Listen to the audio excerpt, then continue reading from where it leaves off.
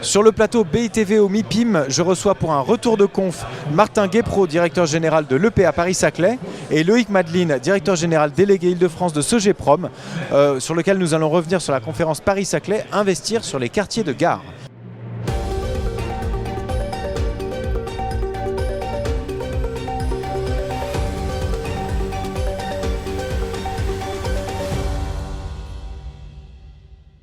Martin Guépro, Loïc Madeline, bonjour. Bonjour. Merci de nous avoir rejoints sur le plateau de BITV. Paris-Saclay a franchi une étape de son histoire avec la livraison des derniers bâtiments académiques et accélère désormais son développement économique sur l'offre textière, les programmes de logement. Vous allez lancer un AMI. Est-ce que vous pouvez nous en dire un peu plus sur cet appel à projet ? Nous avons lancé ce programme du Central qui, comme ce mot l'indique, est au centre du quartier de l'école polytechnique, au plus près du métro.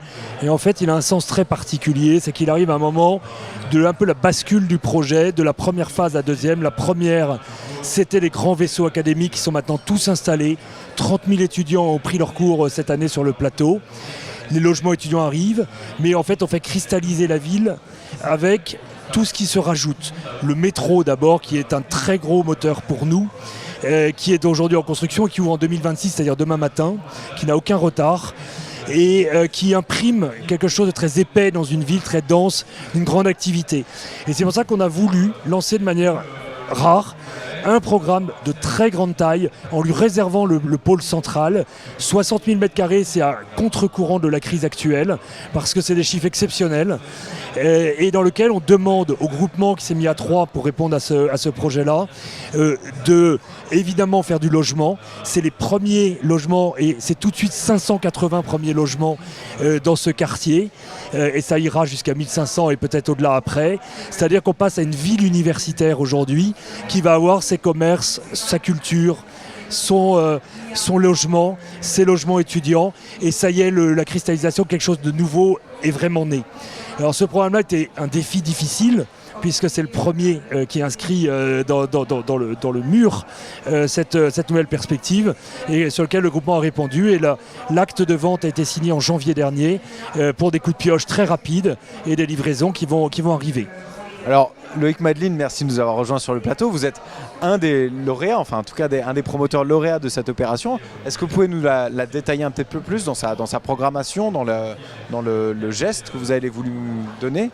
Alors, c'est un véritable quartier qu'on va réaliser, puisque, comme le disait Martin, ce quartier va comprendre à la fois des logements familiaux, donc environ 580 logements, mais aussi des commerces autour d'une place centrale, qu'on appelle la place de l'agronomie, et puis aussi une composante économique dans ce programme, puisqu'il y a 2 immeubles tertiaires, donc des immeubles plutôt orientés laboratoire, dans le cadre d'une mixité laboratoire-bureau. Alors, c'est un projet qu'on mène avec un groupement de promoteurs immobiliers. Donc on est 3 promoteurs impliqués dans cette opération, de Mathieu Bar Immobilier, Pitch Woodéum et puis Sogeprom. Un bailleur, Immobilière 3F, nous a aussi rejoint dans ce groupement. Il y a une partie sociale dans cette opération. Donc Immobilière 3F fait partie de cet ensemble. On a naturellement des architectes talentueux pour nous accompagner sur cette opération, piloté par un architecte coordonnateur qui est Hans Pecher de l'atelier Baumschlager et Berlé. D'accord. Alors, je reviens vers vous, monsieur Guépro. Quelle est la feuille de route pour l'EPA Paris-Saclay et puis pour ce cœur de ville, en fait ? Vous allez continuer à lancer des EPA ou... des AMI ? Oh là là. Oui, alors, en fait... Cette EPA est marquée par une dimension qui est de taille exceptionnelle. Nous sommes extrêmement tirés par le métro. Il nous a amenés dans les Yvelines et nous avons désormais une ZAC, le quartier de Satori à Versailles. Plus personne après nous pourra faire un quartier à Versailles, et en tout cas de cette taille-là. Donc c'est tout à fait historique, avec une très forte dominante du secteur de la défense, 4000 logements à faire, et les consultations s'enchaînent. Mais notre conseil d'administration a validé en plus la semaine dernière, et je vous l'annonce, la création d'une nouvelle ZAC à Guyancourt, c'est-à-dire à Saint-Quentin en Yvelines, sur 50 hectares, là aussi de très grande taille, sur une friche de Thalès, collée au technocentre et à la ville, où va émerger comme un volcan sur la carte le métro. et qui va redessiner complètement la ville. Et nous le portons avec les élus qui ont autant d'ambition pour leur ville que nous pour le projet scientifique qui est le nôtre. Et nous marchons désormais sur deux jambes de même taille entre les Yvelines et l'Essonne, où on a donc des programmations de plusieurs milliers de logements. C'est pour ça qu'on est profondément un territoire engagé pour le logement, et le gouvernement nous a reconnus comme tel en nous labellisant récemment. C'est-à-dire que nous sommes dans une zone tendue, très tendue. La vallée de Chevreau ne trouve plus de logement, les prix montent énormément, nous sommes le vase d'expansion. Nous sommes dans une zone de très grands projets scientifiques, de quartiers de gare, de construction sur les friches, c'est-à-dire de zéro artificialisation nette. Aujourd'hui, c'est dans notre ADN.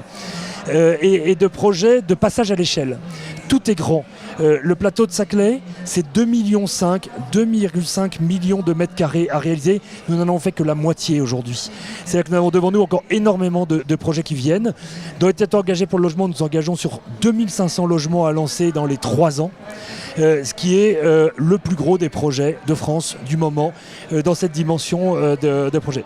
Voilà, donc une dimension très puissante de production de logements, aussi de Texier, qui est notre produit anti-crise aujourd'hui et qui correspond en fait à nos fondamentaux scientifiques. Le premier match scientifique a été gagné, l'Université Paris-Saclay est première mondiale en mathématiques. Pendant 4 ans de suite, c'est-à-dire que nous avons généré 15 prix Nobel et médailles Fields.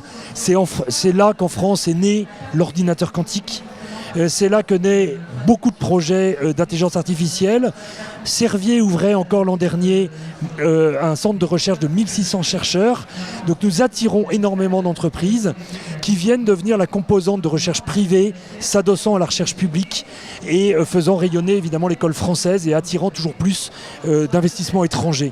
Voilà, donc ce projet marche vraiment sur cette jambe de développement économique, de respect de l'environnement, de projets de science et de projets d'urbanisme et de production de la ville. Et c'est en cela qu'on est beaucoup plus qu'un EPA et que c'est extrêmement riche. D'accord. Écoutez, Martin Guépro et Loïc Madeline, merci beaucoup pour votre témoignage sur Business Immo et peut-être à très bientôt pour parler des autres projets de l'EPA Paris-Saclay. Merci beaucoup. Merci beaucoup.